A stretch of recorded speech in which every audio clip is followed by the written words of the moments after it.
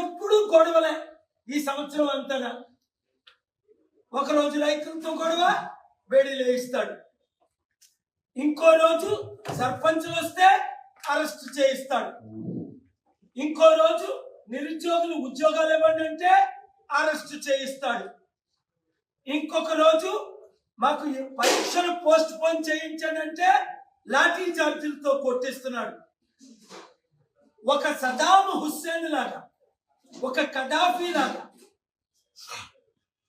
ఒక డిక్టేటర్ అయిపోయాడు తమ్ముడు రేవంత్ రెడ్డి. చట్ట విరుద్ధంగా సొంత చట్టం పెట్టి జీవో 482 బిల్డింగులు నోటీసులు ఇవ్వకుండా అనేక బిల్డింగులు తమ్ముడు బిల్డింగులు కూల్చలేదు.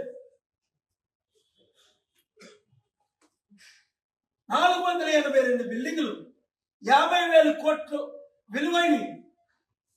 నేను కోర్టుకెళ్ళి కూల్చినందుకు కోర్టుకెళ్ళి ఈయన చట్టవిరుద్ధం పనులు చేస్తున్నాడని 5 సార్లు ఆర్గ్యూ చేసి